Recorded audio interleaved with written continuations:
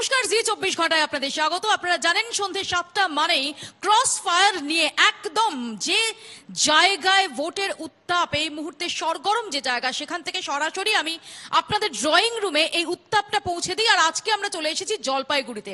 দ্বিতীয় দফার ভোট এ রাজ্যে যেখানে যেখানে হতে চলেছে তার মধ্যে অন্যতম জলপাইগুড়ি। জলপাইগুড়ি একটা প্রাচীন শহর এবং সেই জলপাইগুড়ি যেখানে একসময় 200-রও বেশি চা বাগানের সদর দফতর ছিল, সেই জলপাইগুড়িতে এবারের লোকসভা নির্বাচন কোন ইস্যুর ওপর দাঁড়িয়ে তার ভাগ্য নির্ধারিত হবে। কে এখানে এগিয়ে, কে পিছিয়ে, কার কোন দিকে শক্তি, কার কোন দিকে দুর্বলতা, জলপাইগুড়ির সাধারণ নাগরিক তারা কি ভাবছেন, এই সমস্ত কিছু আমরা বুঝে নেওয়ার চেষ্টা করব একদম ক্রস ফায়ারের মধ্যে থেকে। আমাদের সঙ্গে যারা উপস্থিত রয়েছেন, মঞ্চে যারা রয়েছেন তাদের সঙ্গে পরিচয় করিয়ে দিই। আমাদের সঙ্গে রয়েছেন বিজেপি প্রার্থী জয়ন্ত রায়, আমাদের সঙ্গে রয়েছেন তৃণমূল কংগ্রেস নেতা ডক্টর আব্দুর রেজ্জাক, আমাদের সঙ্গে রয়েছেন কংগ্রেস প্রার্থী মণিকুমার ডার্নাল, আমাদের সঙ্গে রয়েছেন সিপিআইএম এর পক্ষ থেকে পীযূষ মিশ্র এবং আমাদের সঙ্গে রয়েছেন বিশিষ্ট নাগরিক সুদীপ চক্রবর্তী, যিনি অর্থনীতির অধ্যাপক। আপনাদের সবাইকে স্বাগত জানাই। এবং আমাদের সঙ্গে রয়েছেন জলপাইগুড়ির সাধারণ নাগরিক, তাদের কি চাওয়া পাওয়া, তাদের কি প্রশ্ন, তারা কি বলছেন, কি তাদের দাবি দেওয়া, সেটাও জেনে নেওয়ার চেষ্টা করবো। আমি প্রথমে জয়ন্ত রায়ের কাছে আসি। জয়ন্তদা, আপনার সূত্রপাতটা প্রার্থী হিসেবে সেটা একদম স্মুথ হয়নি, কারণ আপনার একজন বিকল্প প্রার্থী দিতে হয়েছিল, কারণ আপনার ইস্তফা সেটাই তখন অবধি গ্রহণ হয়নি। তো ওই প্রাথমিক যে হোঁচটটা সেটা পেরিয়ে এখন কি আপনি কনফিডেন্ট? অবশ্যই আমি একদম 100% কনফিডেন্ট। এবং আমি দেখেছেন আপনারা যে আমি বিভিন্ন জায়গায় প্রচারে যাচ্ছি এবং সব জায়গায় বিপুল সাড়া পাচ্ছি। আমার কনফিডেন্স নিয়ে আই হ্যাভ নো ডাউট। আপনার দলের কনফিডেন্স নিয়ে? নিশ্চয়ই না, যে confident, they are also confident with me, I think. কি ব্যাপারে আপনারা কনফিডেন্ট যে এই কেন্দ্রটায় আপনারা জয়লাভ করবেন, নাকি মোটামুটি ভাবে এখানে বিজেপির অস্তিত্ব, অন্তত এখানে দ্বিতীয় স্থান, সেটাকে এনশিওর করবেন? কখনোই ভাবছি না যে দ্বিতীয় বা তৃতীয় স্থান অধিকার করবে। আমাদের একদম লক্ষ্য আমরা বিজয়ী হব, বিজয়ী হব, বিজয়ী হব। আমি আপনাকে এই মুহূর্তে বলে গেলাম এবং আপনি কয়েকদিন পরে আমাকে বলবেন যে আপনার বিজয়ী হয়েছেন। রীতিমতো হল অফ করে জয়ন্ত রায় বলছেন যে এই কেন্দ্র থেকে তিনি বিজয়ী হচ্ছেন। আব্দুর রেজ্জাক, আপনাদের আননার্ভ করার জন্য তো যথেষ্ট এই কনফিডেন্স। আমরা আমাদের মাননীয় প্রার্থী বিজয়চন্দ্র বর্মনের জয়ের ব্যাপারে কোনো চিন্তা করছি না। মার্জিন এবারে কত বাড়বে সেটাই চিন্তা করছি। মার্জিন এবারে মিনিমাম আমরা টার্গেট রেখেছি। আমরা পশ্চিমবঙ্গে আমাদের নেত্রী ডাক দিয়েছেন 42-এ 42। আমরা উত্তরবঙ্গের কর্মীরা, জলপাইগুড়ি কর্মীরা ডাক দিয়েছি 1 থেকে 10-এর মধ্যে। গতবার বিজয়চন্দ্র বর্মন অল্প কম 70,000 ভোটে জিতেছে। আমাদের মিনিমাম টার্গেট 4,70,000 ভোটে জয়ন্তবাবুদের হারাবো আমরা। কংগ্রেস প্রার্থী মণিকুমার ডার্নাল, মণিদা, আপনার কি এক্সপেকটেশন এই ভোট থেকে? যুযুধান দুই পক্ষ, অনেকেই মনে করছে যে এই মুহূর্তে, এবং যেটা বিজেপি দাবি করছে যে এই মুহূর্তে এ রাজ্যে অন্তত স্পিরিটের নিরিখে প্রধান প্রতিপক্ষ তৃণমূলের তারাই। সেখানে দাঁড়িয়ে আপনাদের কি স্টেক, আপনি কি লক্ষ্য নিয়ে ভোটে লড়তে যাচ্ছেন? আমাদের দল কংগ্রেস পার্টি, সর্বভারতীয় পার্টি, যেভাবে সারা দেশে লড়াই করতেছে তার সেই জায়গায় দাঁড়িয়ে আমরা বলতে চাই যে আমরা কোয়াইট কনফিডেন্ট, আমরা লড়াইতে আছি, আমরা সব জায়গায় যাচ্ছি ভোটে প্রচারে। আমরা সারা লড়াই, সেটা কি অস্তিত্ব রক্ষার লড়াই? ডেফিনেটলি না অস্তিত্ব লড়াই, আমরা সাংগঠনিকভাবে একটা পুরো লড়াইয়ে আছি। আমরা বিশ্বাস যে ভোটাররা আমাদেরকে হাত খুলে আশীর্বাদ দিবেন। আপনি এই আশাটা করছেন, কিন্তু আমি এই প্রশ্নটা নিয়ে একটু আপনার কাছে যাব পীযূষ বাবু। আমরা যখন লেফট কংগ্রেস জোট দেখেছিলাম, সেই লেফট কংগ্রেস জোট তাদের যে ভোটের হার ছিল, সেখানে দাঁড়িয়ে এবার তো লেফট কংগ্রেস আসন সমঝোতাটা হলো না। সত্যি সত্যি বামেরা তারা কি লক্ষ্য নিয়ে নির্বাচনে লড়ছে? আমরা রাজ্যের বিভিন্ন জায়গায় কিন্তু বামেদের একটা ইরোশন দেখেছি সাম্প্রতিককালে। আপনারা দেখেছেন আমরা প্রার্থী করেছি লড়াইয়ের মাঠ থেকে, হঠাৎ করে কাউকে তুলে এনে প্রার্থী করিনি। লড়াইয়ের মাঠ থেকে প্রার্থী করেছি। মানুষের প্রতিদিনের যে রুটি রুজির লড়াই, সেখানে আছি। বন্ধ চা বাগানে খোলার লড়াইয়ে আমরা আছি। ন্যূনতম মজুরির দাবিতে আছি। রাজ্যে তৃণমূল সরকার, কেন্দ্রে বিজেপি সরকার, তারা মানুষের যে ন্যূনতম মজুরির, যে চা বাগান শ্রমিকদের ন্যূনতম মজুরির দাবি এখনো মানেনি। ফলে কোনো মতেই তাদেরকে চা বাগানের শ্রমিক, কৃষক সমর্থন করবে না। রুটি রুজির প্রশ্নে সমর্থন সবসময় বামপন্থীদের পাশে থাকবে, আর সেই প্রত্যাশা নিয়েই মানুষ আমাদের পাশে আছে। আপনাকে আর ক্যান্ডিড উত্তর আপনার কাছে চাইবো। এই কথা কি হলফ করে আপনি বলতে পারেন যে এই মুহূর্তে যখনই আমরা দেখছি যে ভোট নিয়ে আলোচনা হচ্ছে রাস্তায় ঘাটে, হাটে, বাজারে, ট্রেনে, বাসে, আলোচনাটা হচ্ছে তৃণমূল কটা সিট পাবে, বিজেপি কটা সিট পাবে, বিজেপির কি সিট বাড়বে, তৃণমূলের কি সিট কমবে, বামেরা এখানে কোথায়? সত্যি ঠিক সত্যি আপনারা কি বলেছেন, ভাবছেন? এটা বোঝাপড়ার বিষয়। তৃণমূল বিজেপি আকাশে পাতালে উঠছে। এই বোঝাপড়াটাকে যদি আপনারা রাখতে পারেন, এই চ্যানেলের মাধ্যমে পত্রপত্রিকা চ্যানেলের কোনো দায়িত্ব নেই। লড়াইয়ের মাঠে আছে হচ্ছে চ্যানেলের কোনো দায়িত্ব নেই। ভোটের দিন আপনি রেজাল্টটা দেখবেন। আমি আপনার কাছে আসবো সুদীপ বাবু। আমরা বিভিন্ন রাজনৈতিক দল খুব স্বাভাবিকভাবেই তাদের প্রত্যেকেই দাবি করছেন যে না, তারা তাদের ছাপটাই রাখবেন। আপনার মন কি বলছে? জলপাইগুড়ির মানুষ কি চাইছে? কিসের উপর দাঁড়িয়ে ভোটটা হবে? জলপাইগুড়ির মানুষ চাইছে যে জলপাইগুড়ি জেলা, বিশেষ করে জলপাইগুড়ি লোকসভা কেন্দ্রে যে আশু সমস্যাগুলো আছে, যেগুলো ইমিডিয়েট সমাধান করা দরকার, রেলের সমস্যা, আমাদের চা বাগিচার সমস্যা, আমাদের ক্ষুদ্র চা চাষির সমস্যা, ব্যাপক মানুষ সেই জীবিকার সঙ্গে যুক্ত আছে। ভবিষ্যতে যারা যাবে নির্বাচিত হয়ে, তাদের কাছে জলপাইগুড়ি জেলার পক্ষ থেকে আমি নাগরিক হিসাবে এই আবেদন রাখছি যেন জলপাইগুড়ির আশু সমস্যাগুলোকে, রেল যোগাযোগ, হলদিবাড়ি বাংলাদেশ রেল যোগাযোগ ইমিডিয়েটলি খুব চালু করা। গুরুত্বপূর্ণ কথা আপনি বলছেন। আমার শুধু একটা জিনিস জানতে ইচ্ছে করছে যে নির্বাচনটা লোকসভা নির্বাচন, এখানে দাঁড়িয়ে আঞ্চলিক সমস্যাগুলো সেটা কতটা প্রাধান্য পাবে, নাকি যে সমস্ত যে জাতীয় রাজনীতি সংক্রান্ত যে সমস্ত ইস্যুগুলো সেগুলো বেশি ছাপ ফেলবে? অবশ্যই, যেহেতু এটা লোকসভার ভোট, এখানে স্থানীয় উন্নয়ন যেমন আছে, প্রাদেশিক উন্নয়নযুক্ত, জাতীয় উন্নয়নযুক্ত সামাজিক ইস্যুগুলো আছে। আমরা জলপাইগুড়ির মানুষ চিরকালই আমরা ধর্মনিরপেক্ষ সংস্কৃতিতে বড় হয়েছি। এই জলপাইগুড়ি হচ্ছে সারা ভারতবর্ষের একটা মিনি মডেল। সমস্ত বিভিন্ন ধরনের লোক, মানুষ, সংস্কৃতি নিয়ে আমরা এই জেলার, আমার ইতিহাস, সেই ইতিহাসটা যেন ভারতীয় রাজনীতিতে তার রিফ্লেকশন ঘটে। আমরা আপনার সবাইকে বক্তব্যের নিয়ে কিউ নিয়ে আমি যাব জয়ন্ত বাবুর কাছে। খুব সিগনিফিকেন্ট একটা শব্দ ছিল ধর্মনিরপেক্ষ। সেখানে দাঁড়িয়ে বিজেপি, যারা এত কিছুর পরেও সত্যি সত্যি সাম্প্রদায়িকতা এই শব্দটা থেকে নিজেদের আলাদা করতে পারলো না, সেটা নিয়ে আপনার টেনশন নেই?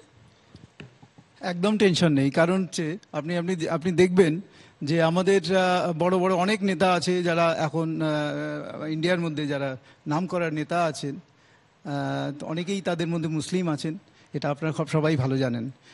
উদাহরণ হচ্ছে মুক্তার আব্বাস নাকভি, এরকম অনেক অনেক মানুষ আছেন। এখানে মাহফুজা খাতুন আছেন বহরমপুরের, মুর্শিদাবাদের, উনি এসছেন, উনি সব জায়গায় আমাদের এখানে জলপাইগুড়িতে প্রচারে এসেছিলেন। এটা দেখে কি মনে হয় না যে ওনারা এগিয়ে আসছেন, আরও বেশি মাত্রায় এগিয়ে আসছেন? এর মধ্যেই আমি একটা বৈঠকে বসেছিলাম এবং সেখানে কিন্তু অনেক মুসলিম মানুষ ছিল এবং তারা আমাকে জড়িয়ে ধরেছিল, বলেছিল যে আপনি ভাই আমাদের ভাই, আমাদের আত্মীয়, আমাদের বন্ধু। সুতরাং এটা যদি তাদের এই মানসিকতা কি প্রমাণ দেয় না যে আমরা সেই ধর্মনিরপেক্ষভাবে আমরা একই জাতিতে, একই ন্যাশনে, একই ইন্ডিয়াতে বিশ্বাসী, এবং সেক্ষেত্রে হিন্দু মুসলমান আমরা কেউ না, সবাই আমরা মানুষ। এবং বিজেপি, ভারতীয় জনতা পার্টি, ভারতবাসীকে ভাবে যে সবাই তাদের ভাই, সবাই তাদের একদম কাছের মানুষ। আব্দুর রেজাকের উত্তর নেব। জয়ন্তবাবু ভালো মানুষ, তিনি ভাবের জগতেই বিচরণ করুন। কোনো একজন ব্যক্তি বিশেষ একটা রাজনৈতিক মতাদর্শে বিশ্বাসী হলেই দলটার আদর্শ ধর্মনিরপেক্ষ, এটা প্রমাণ হয় না। আসলে জয়ন্তবাবুরা যে দলের প্রার্থী, সেই দলটা হেডগাওয়ার, গোলওয়ালকার, আরএসএস দ্বারা পরিচালিত। তাদের দর্শন হচ্ছে হিন্দুস্তান। সাম্প্রতিককালে এটার প্রমাণ বারবার দিয়েছেন। এনআরসি চালু থেকে শুরু করে গোরক্ষকের নামে সাধারণ নিরীহ মুসলমানদের উপরে উত্তর ভারতে যে তাণ্ডব, সেটাই প্রমাণ করে যে ওনারা মেকি ধর্মনিরপেক্ষতা আদর্শ, সাংবিধানিক কাঠামো ভারতবর্ষে যেটা সেকুলারিজম। উত্তর নেব জয়ন্ত বাবুর কাছ থেকে। জয়ন্ত বাবু, দেখুন, এনআরসি নিয়ে যে আমাদের যে বক্তব্য, তাতে পরিষ্কার যারা ভারতবাসী তারা ভালো থাকবে। এই বাংলা থেকে প্রচুর মানুষ যারা পূর্ব বাংলা থেকে শরণার্থী হিসেবে এসেছেন, তারা এখান থেকে চ্যুত হবেন। মমতা বন্দ্যোপাধ্যায়ের শরীরে রক্ত থাকা, এক বিন্দু রক্ত থাকা পর্যন্ত আমরা এটা হতে দেবো না। আমরা এটা হতে দিচ্ছি না, দেবো না। আমার কথা এবং এটা দিয়ে বিজেপি এখানে ইন্টারাপ্টেড হয়ে গেলাম, আমি আমার কথা বলতে সুযোগ পেলাম না। আপনি প্লিজ বলুন। এনআরসিতে কারা লাভবান হবে? স্থানীয় যারা অধিবাসী, সে হিন্দু হোক, মুসলমান হোক, সবাই তো চাইছেন আমরা এখানে এনআরসি চাই। বাংলাদেশ থেকে নতুন করে উদ্বাস্তু আসবে, আর এবং তারা তাদের লোডটা ভারতবর্ষ নেবে।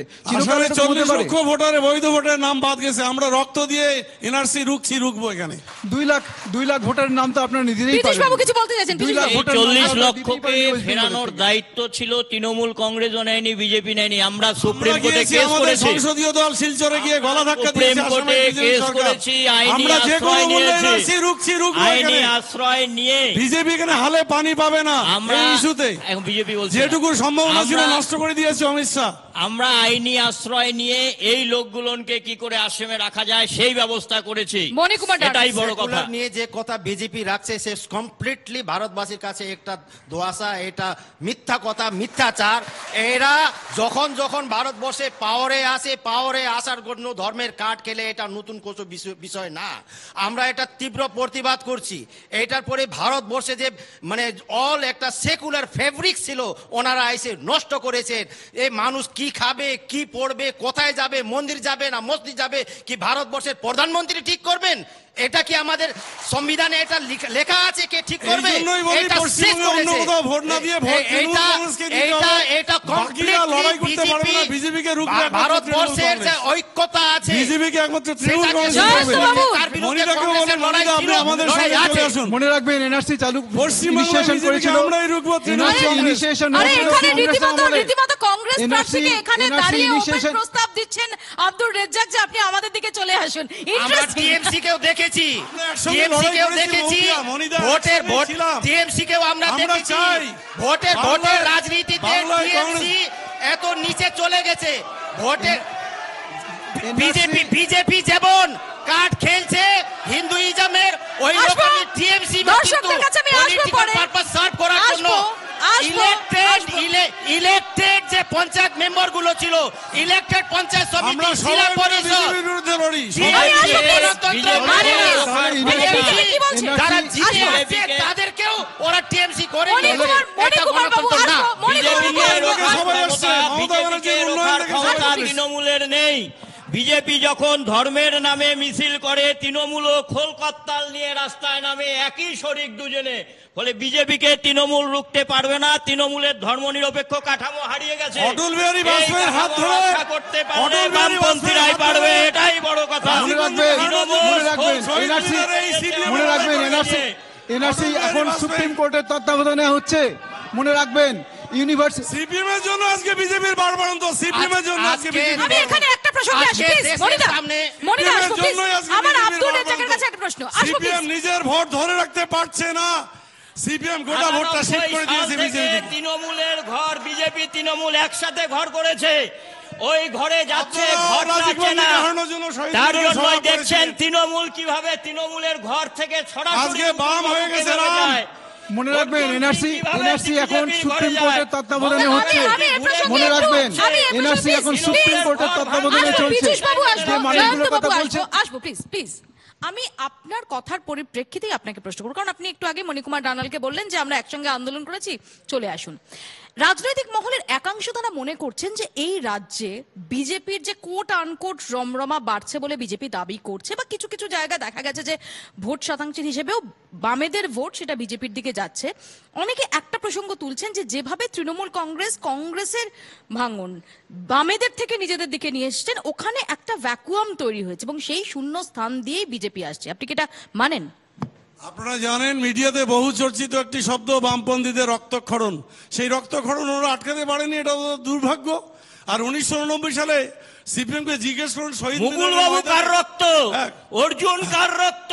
আরে অর্জুন আজকে হেরে এই গেছে, পাশে কার হেরে রক্ত? গেছে। এই যে অর্জুন কুচবিহারে লাফিয়ে কার লাভ রক্ত? নেই। তা CPM এর অর্জুন হেরে রক্ত গেছে। না তৃণমূলের রক্ত? তৃণমূল কার যেগুলোকে রক্ত সার্ভে ঝরছে? করেছে, সেগুলো ওদের নিয়ে বিজেপি হৃৎপিণ্ড রাজনীতি চলে করছে। গেছে, হৃৎপিণ্ড রক্ত চলে ঝরানো গেছে। এসছে। পশ্চিমবঙ্গের যদি পশ্চিমবঙ্গে- বিজেপির বাড়ান্ত হয় তার জন্য সম্পূর্ণভাবে টিএমসি দায়ী। সম্পূর্ণভাবে TMC সিপিএম দায়ী, সিপিএম দায়ী। কংগ্রেসের সাথে হাত মিলিয়ে সম্পূর্ণভাবে সিপিএম দায়ী। দেশে- দেখুন, রাজ্যে পাওয়ারে সম্পূর্ণভাবে আসে CPM সর্বপ্রথম কংগ্রেসকে TMC রাজ্যে রাজনীতি রাজনীতি করছে। করছে। এরা এটা আমাদের এখানে রক্ত অগণতান্ত্রিক ঝরিয়েছে, পদ্ধতি। দিন রক্ত সেই জন্য আমরা ঝরিয়েছে। মনে করি ভোট যার বিজেপি ফলে তো আন্দোলন তার হয়েছে, জন্য কেএলও হয়েছে, দায়ী। সেই জন্য আন্দোলন শান্তপুরি CPM আন্দোলন আজকে- হয়েছে। আমি এই একটা কথা আন্দোলন বলতে তো- চাই। আমি এই একটা কথা নির্বাচনে- বলতে আমাদের এই দেশে এখন নির্বাচনে আসবো, আমরা আসবো, বিজেপিকে বড়- আব্দুর রেজ্জাক আসবো। মণিকুমার ডানাল খুব সংক্ষেপে প্লিজ।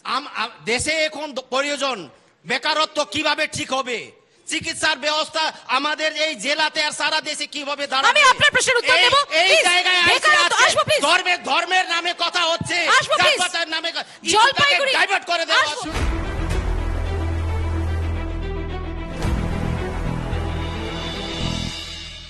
জলপাইগুড়ির মানুষ বিশেষ করে যুব সম্প্রদায় যারা, তাদের মধ্যে কিন্তু সবচেয়ে উদ্বেগের জায়গা হচ্ছে তারা রোজগার পাতি করতে পারবেন তো, তাদের কর্মসংস্থান হবে তো।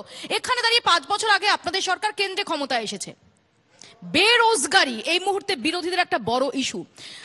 রেকর্ড বলছে, কিছু সমীক্ষা বলছে যে বেরোজগারির চিত্র এখন দেখা যাচ্ছে সেটা গত 45 বছরের রেকর্ড। কি নিয়ে জলপাইগুড়ির ওই ইউথগুলোর কাছে ভোট চাইতে যাবেন? এটা বেরোজগারি না, এটা বেরোজগারি না। মানুষ তাহলে বিজেপিকে এইভাবে চাইতো না। আমাকে উত্তর দিতে দিন, আমাকে উত্তর দিতে দিন। বলতে দিন, please। ভারতবর্ষে এখন কত যারা গরিব তাদের জন্য মুদ্রা যোজনা করা হয়েছে। এখানে ঘর দেওয়া হচ্ছে,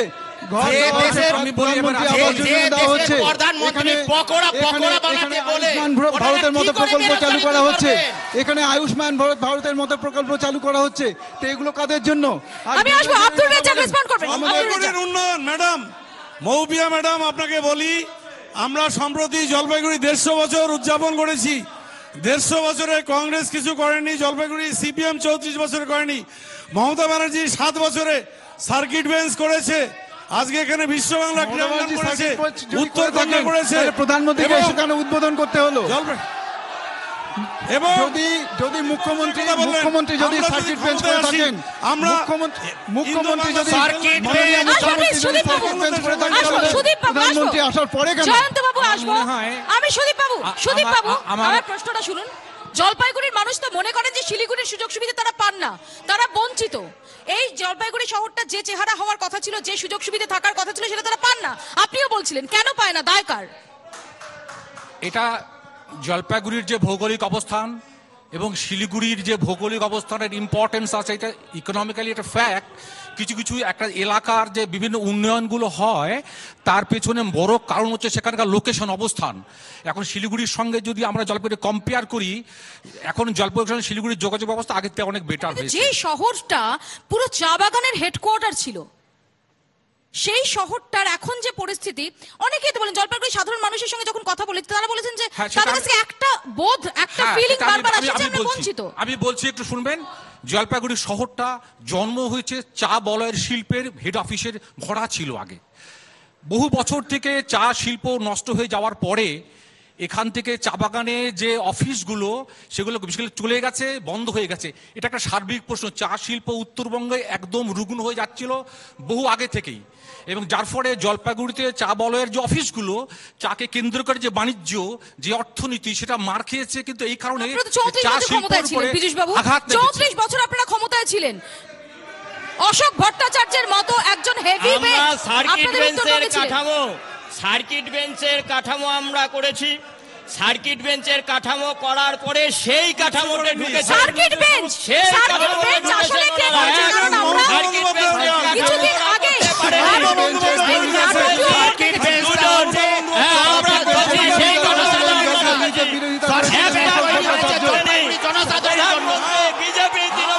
জলপাইগুড়ি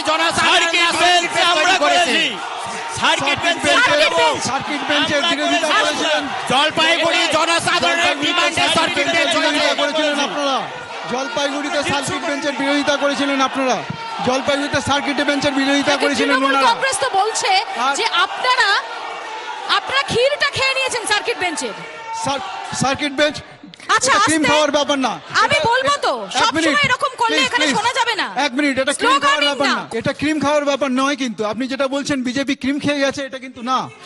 এবার এখানে যা সার্কিট বেঞ্চ অর্থনৈতিক বিষয়টা জেলার অর্থনৈতিক ক্ষেত্রে আমাদের এই সময়কালে যে চা বাগানগুলো বন্ধ, চা বাগান সার্কিট বেঞ্চে তৃণমূল কংগ্রেস সরাসরি অভিযোগ করেছে যে আপনারা তড়ি ঘড়ি সার্কিট বেঞ্চ উদ্বোধন করে এখানে একটা রাজনৈতিক ফায়দা দখলের চেষ্টা করেছেন। আচ্ছা, তাহলে উনারা আগে করলেন না কেন? প্রধানমন্ত্রী ঘোষণা করার পর তারপরে কেন মুখ্যমন্ত্রী এলেন? হাইকোর্টের বিচারপতিদের উপস্থিতিতে এই 6 বছরের মধ্যে, এই 7 বছরের মধ্যে যদি সার্কিট বেঞ্চের পাশে যে ফ্লাইওভারের প্রয়োজন ছিল সেটা করতে পারেনি। এত এখানে দেখুন উঠিয়ে নিয়ে যাচ্ছে অন্য কোনো ইস্যুতে, যেখানে যে ইস্যু নিয়ে কথা হবে ব্যবস্থা করতেন তাহলে অনেক বেশি হতো। যে ইস্যু নিয়ে কথা হচ্ছে সেই ইস্যু নিয়ে বলুন। কথা হচ্ছে সেই ইস্যু নিয়ে বলুন। কংগ্রেস সিপিএম সার্কিট বেঞ্চ, 40 বছর ধরে ধোকা দিয়েছে, মমতা বন্দ্যোপাধ্যায় 7 বছরে করে দিয়েছে। এটা মমতা বন্দ্যোপাধ্যায় যদি আগে করতেন, আগে প্রধানমন্ত্রীকে কেন আগে ডিক্লেয়ার করতে হয়? জনসাধারণ ডিমান্ডের উপরে যৌথ মঞ্চ তৈরি করে রাস্তায় রাস্তায় মিছিল করে সমস্ত জনসাধারণের হাইকোর্টের বিচারপতি নিয়ে এসেছেন, তিনি উদ্বোধন করে দুদিন পরে কাজ শুরু করে রাজা দিয়েছেন। বাবু বলছেন কংগ্রেস কিছু করে নাই। এখানে- আমরা যে নর্থ বেঙ্গল ইউনিভার্সিটি থেকে নিয়ে, নর্থ বেঙ্গল মেডিকেল কলেজ থেকে নিয়ে, ইঞ্জিনিয়ারিং কলেজ থেকে নিয়ে সব কংগ্রেসের টাইমে হয়েছে। এখানে দীর্ঘ 40-50 বছরের কংগ্রেসের এমপি নাই, চালু করতে কংগ্রেসের এমপি নাই। রায়গঞ্জের এমপি নিয়ে আসতে বলেছিলেন, পশ্চিমবঙ্গ সরকার সে এমসটাকে উত্তরবঙ্গ থেকে নিয়ে দক্ষিণবঙ্গে নিয়ে গেছে। আমাদেরকে টিএমসি গভর্নমেন্ট উত্তরবঙ্গ লোককে ডিপ্রাইভ করেছে।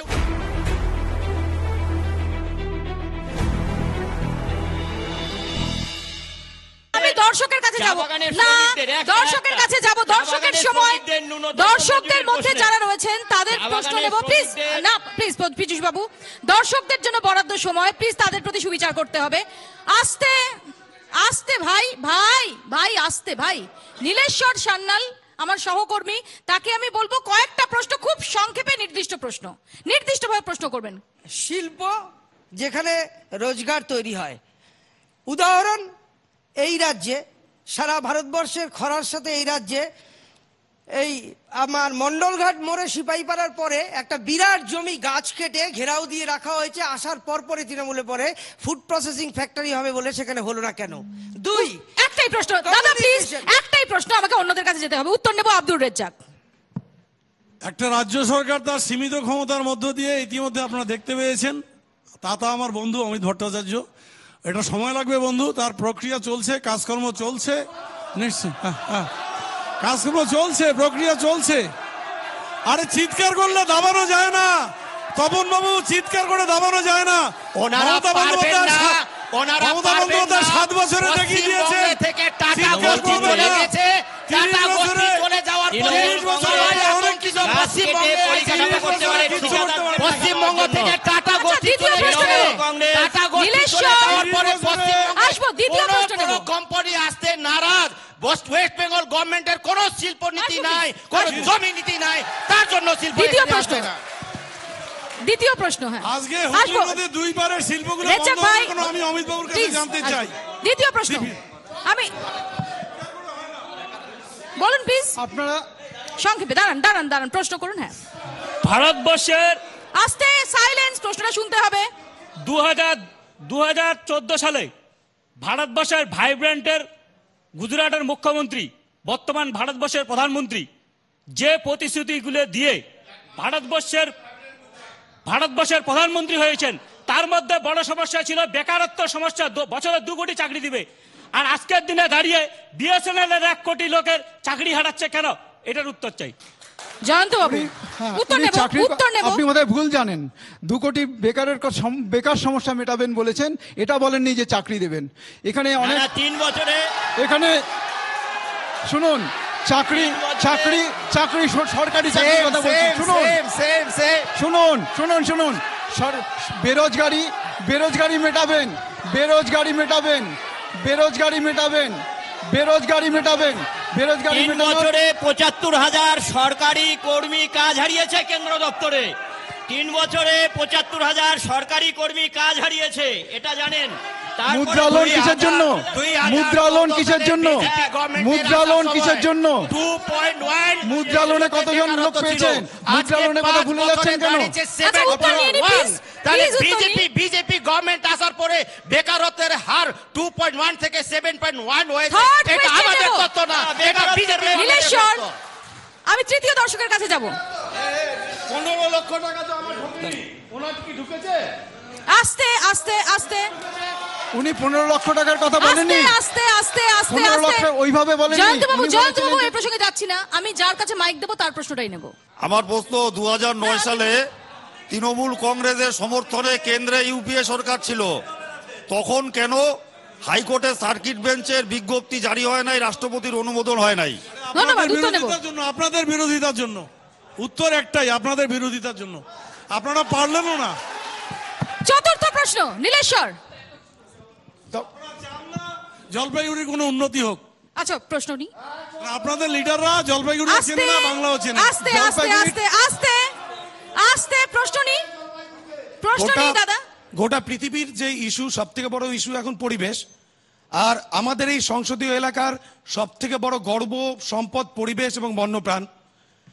এখানে আপনাদের যারা প্রতিনিধি আছেন বিভিন্ন দলের, তাদের কাছে আমার প্রশ্ন, এখানে পরিবেশের যে প্রত্যেকটা দিন বিপর্যয় ঘটছে, তার ফলে একদিকে যেমন বন্যপ্রাণের সঙ্গে সংঘাতে মানুষের প্রাণহানি হচ্ছে, বন্যপ্রাণী মারা যাচ্ছে, সঙ্গে সঙ্গে বিভিন্ন জায়গায় জলস্তর নেমে যাচ্ছে, গাছ কাটা হচ্ছে অনেক জায়গাতে।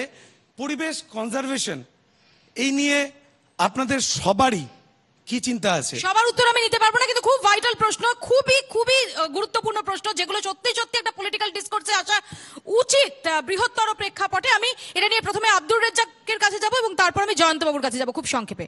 আমাদের পশ্চিমবঙ্গের মাননীয় মুখ্যমন্ত্রী এই ব্যাপারটা নিয়েও সচেতন, আলাদা পরিবেশ এবং কিন্তু এই জলপাইগুড়ির একটা বড় অংশে তো ম্যান অ্যানিমাল কনফ্লিক্ট একটা বড় সমস্যা। উত্তর হচ্ছে একটাই, যে পরিবেশকে বাঁচিয়ে কিভাবে উন্নয়ন করা যায় সেই ব্যাপারে ভাবনা চিন্তা চলছে। ম্যান অ্যানিমাল কনফ্লিক্ট, আমার প্রশ্ন, ম্যান অ্যানিমাল কনফ্লিক্ট রুখতে পারছে না কেন? ম্যান অ্যানিমাল কনফ্লিক্ট, এটাতে কেন্দ্রীয় সরকারও দায় আছে। বন জঙ্গলের ভিতর দিয়ে রেল লাইন গেছে, আমরা রেল সরকারের দায়ী, এই দুই সরকারের ইকুয়ালি দায়ী। আমরা দিল্লি সরকার কলকাতা সরকারকে মানে না, মুখ্যমন্ত্রী প্রধানমন্ত্রীকে মানে না। সংসদীয় ব্যবস্থাতে ওনারা সংবিধানকে শপথ নিয়ে ফরেস্টের মধ্যে দিয়ে রেল লাইন, এখন দুই দলের লড়াইয়ে পরিবেশ দূষিত হচ্ছে, কলুষিত হচ্ছে। ফরেস্টের মধ্যে দিয়ে রেল লাইন, ফরেস্টের মধ্যে দিয়ে যোগাযোগ রাস্তা, ফরেস্টের মধ্যে দিয়ে রেল লাইন, ফরেস্টের মধ্যে দিয়ে রাস্তা, এটা আজকের তৈরি না, আজ বহুদিন আগে থেকে তৈরি। এখানকার ইনফ্রাস্ট্রাকচার ডেভেলপমেন্টের ক্ষেত্রে যোগাযোগ ব্যবস্থার একটা অপরিসীম গুরুত্ব আছে, এটা আপনারা অস্বীকার করতে পারেন না। এবং এটাও কিন্তু রাস্তাগুলো যেগুলো হয়েছে, যে ট্রেনগুলো চলছে, সেগুলো কিন্তু শুধু আজকের না, অনেকদিন থেকেই চলছে।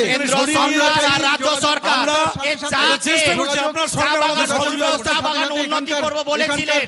আজকে ডঙ্কান্সের বাগান যখন টি অ্যাক্টে 16E লাগু করা হলো কেন্দ্র সরকার টি বোর্ড, তখন রাজ্যের মুখ্যমন্ত্রী বললেন আমরা জানি না এটা কি করে হলো।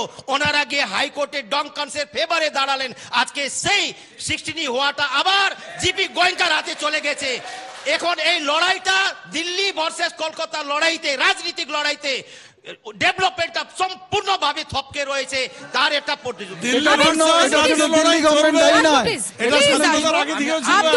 সুদীপ বাবুর কাছে আসবো প্লিজ। সুদীপ বাবু, আমি প্রশ্নটা আপনাকে করছি। আমার প্রশ্ন হচ্ছে যে, যেটা প্রথমে বলছিলাম, যে জলপাইগুড়ি কেন্দ্রিক বিষয় তো থাকবেই। পুলওয়ামা পরবর্তী যে সমস্ত বিষয় আমরা দেখেছি, যেভাবে একটা একদিক থেকে জাতীয়তাবাদ, সেটাতে একটা ভীষণভাবে হাওয়া দেওয়া হচ্ছে, অন্যদিকে বিরোধীরা তারা প্রশ্ন করছেন যে সার্জিক্যাল স্ট্রাইক, তার বাস্তবতা নিয়ে এই ইস্যুগুলো সত্যি সত্যি জলপাইগুড়ির লোকসভা নির্বাচনে এই ইস্যুগুলো কি আদৌ মানুষকে ভাবাবে? কি মনে হয় আপনার? আমার মনে হয় একদমই না।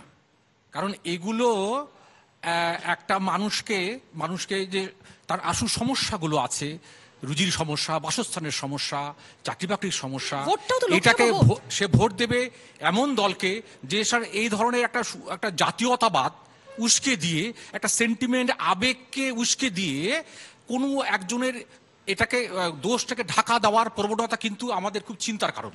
কারণ জলপাইগুড়িবাসী হিসাবে আমি গর্বিত যে এই জলপাইগুড়িতে কিন্তু সমস্ত কিছু জাত পাত ধর্ম অধর্মের ঊর্ধ্বে গিয়ে তার মানে যে জাতীয়তাবাদের হাওয়া আপনারা তুলছেন পুলওয়ামা পরবর্তী সময়, এবং যেটা নিয়ে ইতিমধ্যেই বিরোধীরা আপনাদের বিরুদ্ধে বারবার আঙুল তুলছে যে আপনারা সেনা নিয়ে রাজনীতি করছেন, আপনারা মহাকাশ স্পেস পাওয়ার হচ্ছে যে ইসরোর সাফল্য, সেটা নিয়ে আপনারা রাজনীতি করছেন, সেইগুলো সত্যি সত্যি জলপাইগুড়ির মানুষ তারা মেনে নেবে? ভারতবর্ষকে রক্ষা করার দায়িত্ব আমাদের। আজকে আপনারা দেখেছেন কত বিস্ফোরণ, কত হত্যা, নারকীয় হত্যালীলা। আপনারা বোম্বের মধ্যে দেখেছেন কত মানুষ মারা গেছে। আপনারা দেখেছেন, আমাদের শেখাতে হবে না। আপনারা দেখেছেন কত সন্ত্রাসবাদী অ্যাক্টিভিটি আমাদের ইন্ডিয়াতে হচ্ছে। কাশ্মীরকে প্রাইম মিনিস্টার বলেন যে digitisation, digital India, make in India. আজকে 70 বছরের আমাকে উত্তর দিতে দিচ্ছেন না, এই জায়গায় চলে আসছে।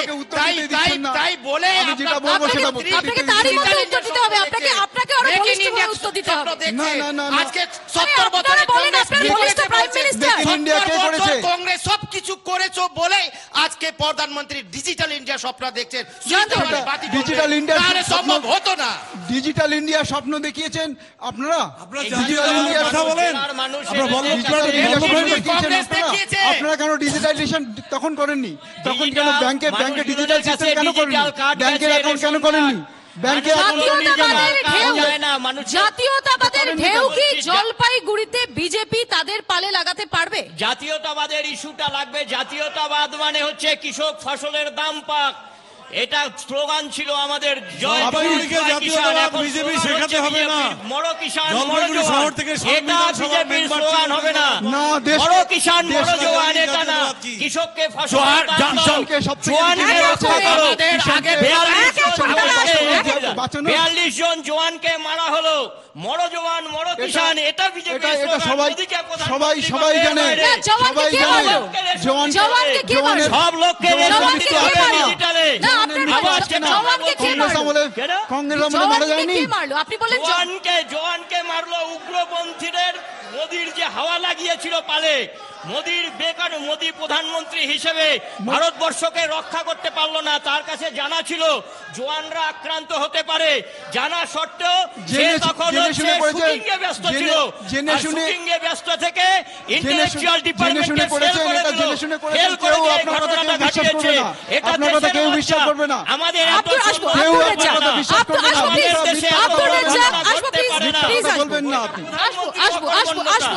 আসবো। এই কথাটা মমতা বন্দ্যোপাধ্যায় এবং আপনাদের দলও বারবার তুলছেন যে মোদি তিনি জওয়ানদের রক্ষা করতে পারেননি, বরং পুলওয়ামা পরবর্তী সময়ে তিনি নানা রকম রাজনৈতিক গিমিক দিচ্ছেন। যে জাতীয় সেনাকে এখন মোদি সেনা বলেও বলা হচ্ছে, এই হচ্ছে জাতীয়বাদের নমুনা। এর আর কি জবাব দেবো? মোদি যে সেনাবাহিনীকে ঠিক মতো সেনাবাহিনী চেয়েছিল মোদি নিজেরা সেনা বলে কোনো সেনা নিজেরা হয়? করতে। আমরা 71 দেখিনি, আমরা 71 দেখেছি, 62 দেখেছি, বিজেপি গভর্নমেন্টের আসার পরে প্রধানমন্ত্রী মনমোহন সিং এর নেতৃত্বে উনি ডিসিশন নিতে পারেননি। সার্জিক্যাল স্ট্রাইকের ডিসিশন নিতে পারেননি। প্রধানমন্ত্রী নিয়েছিলেন সার্জিক্যাল স্ট্রাইকের ডিসিশন। কংগ্রেস শাসনকালে যত উগ্রবাদীরা দেশে আইসে হত্যা করতো, জোরজুলুম করতো, তার থেকে 10 গুণ বেড়ে গেছে এই 5 বছরে। কিন্তু মণিবাবু, বিজেপি যেটা দাবি করছে যে এত সশক্ত প্রধানমন্ত্রী কোট আনকোট এর আগে আসেননি, যিনি সার্জিক্যাল স্ট্রাইক করছেন। ফলে সশক্ত প্রধানমন্ত্রী ইন্দিরা গান্ধী সশক্ত প্রধানমন্ত্রী পালিয়ে যাচ্ছে। সশক্ত পূর্ব পাকিস্তানকে ভারতে নিয়ে আসে। কতগুলো সার্জিক্যাল স্ট্রাইক হয়েছে। এটা সিক্রেট ব্যাপার, এটা জনসাধারণের কাছে কোনোদিন কংগ্রেস জানে নাই। যেটা বিজেপি করছে, যেটা সম্পূর্ণভাবে অন্যায় জোরজুলুম। সন্ত্রাসবাদী অ্যাক্টিভিটির শিকার শুধু ভারতবর্ষ না, আজকে সারা পৃথিবী সন্ত্রাসবাদের শিকার। আপনারা ভুলে যাবেন না, সন্ত্রাসবাদের শিকার সারা পৃথিবী। মানুষ একদিকে হয়ে গেছে।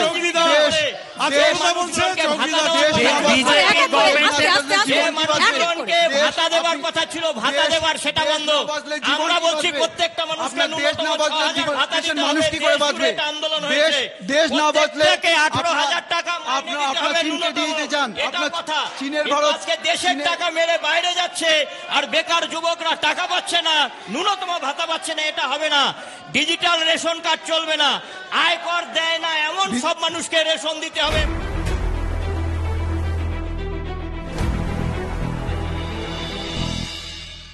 সুদীপবাবু, একটা কথা বলুন, যে নোটবন্দি আমরা গত 2.5 বছর আগে দেখেছি, যে নোটবন্দি দেখেছি আমরা 2.5 বছর আগে, সেই নোটবন্দির প্রভাব, নোট বাতিলের প্রভাব, সেটা কি চা বাগানের যে শ্রমিক মানুষ তাদের উপর পড়েছে?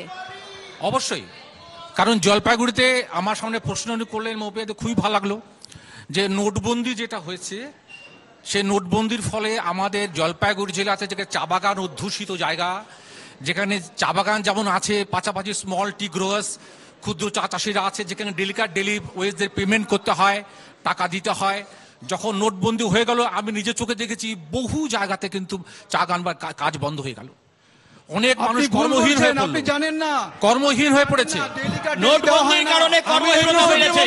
নোটবন্দির কারণে কর্মহীনতা বেড়েছে। চা বাগানের খারাপ অবস্থা হয়েছে। চা বাগানের এটা নোট বাতিল ছিল না, এটা নোট বাতিল ছিল। করেনি আজ অবধি। শুনে রাখুন, এটা নোটবন্দি ছিল না, এটা নোটবন্দি ছিল। নোটটা বদলি করা হয়েছে, নোটবন্দি আমি কাজ ছিল করতে না। বসেছি, চা বাগানে কাজ করেছি। এটা নোটবন্দি ছিল, নোটবন্দি ছিল না। চা বাগানে কাজ করেছেন, তার থেকে আমি বেশি দিন চা বাগানে করেছি। পৃথিবীতে আজকে রঘুরাম রাজন চা বাগানে আমি বলছি নোটবন্দি হয়েছে, নোটবন্দি হওয়ার পর অ্যাকাউন্ট ঘটেছে, অ্যাকাউন্টের যেদিন নোট দেওয়া হতো, রঘুরাম রাজন, উর্জিত প্যাটেল, আপনারা বলতে দিচ্ছেন না আমাকে, ভারতবর্ষের অর্থনীতিবিদরা কেন বলতে যারা দিচ্ছেন না? আরবিআই ছেড়ে চলে দেখুন, গেছে, জয়ন্ত বাবু সবাই উত্তর বলছে দিতে যে চান। নোটবন্দি Please, ভুল আপনি সিদ্ধান্ত হয়েছে। জয়ন্ত আপনার বাবু বলার সময় আমি বাধা দিইনি, তার আমার ভয়ে বলার আচ্ছা, সময় জয়ন্ত বাবু জলপাইগুড়ি উত্তর জেলাকে দিতে চান। শুনুন, জয়ন্ত জলপাইগুড়ি বাবু জেলাকে বোঝাই যাচ্ছে, আপনি- please। আপনি জয়ন্ত বাবুকে আমি একটু উত্তরটা দিতে দিই, জয়ন্ত বাবুকে উত্তর আমার আস্তে মনে হয় প্লিজ, আপনার থেকে আমি জয়ন্ত বাবুর কোনদিন উত্তরটা চা নিন বাগানের সাথে প্লিজ, জড়িত নই। জয়ন্ত বাবু প্লিজ। আমি আপনাকে বলতে চাই, চা বাগানে নোটবন্দির পর এখানে দাদারা যারা আছেন, একটু না আপনি বলুন, আপনি বলুন, আপনি বলুন না জয়ন্ত বাবু, আপনি বলুন, মাইক্রোফোন মুখে নিয়ে বলুন। চা বাগানে আপনার থেকে কম অভিজ্ঞতা আছে বলে আমার মনে হয় না। আমি নিজে গেছি চা বাগানের লোকদের, শুনুন, চা বাগানের লোকের কথা শুনুন। কেন্দ্রীয় চা বাগানের সরকার লোকদের সন্ধ্যা 7টা বাগানকে অধিগ্রহণ করতে চেয়েছিল। আমি দেখেছি ব্যাংকের বাগানকে অধিগ্রহণ করতে চেয়েছিল। অ্যাকাউন্টে ওদের দিতে হয়েছে। একটা বাগান এই অ্যাকাউন্টের ফলে, অধিগ্রহণ দেওয়ার ফলে যেটা কেন হয়েছে, করেনি বলেন? নেশা অনেকের বন্ধ হয়ে গেছে। আপনি জানেন চা বাগানে যে আমি একদম শেষ পর্যায়ে চলে এসেছি। আমার সবচেয়ে যেটা অদ্ভুত লাগে যে যখনই চা বাগান প্রসঙ্গ ওঠে, বিভিন্ন রাজনৈতিক দল তাদের গলা থেকে ভীষণ দরদ মাখানো বাণী আমরা পাই, কিন্তু এখানে সব দলের প্রতিনিধিরা রয়েছেন। বামেরা, তারা এখানে 34 বছর ক্ষমতায় ছিলেন, আসবো প্লিজ, ক্ষমতায় ছিলেন। তৃণমূল কংগ্রেস গত 8 বছর ধরে এ রাজ্যে ক্ষমতায়।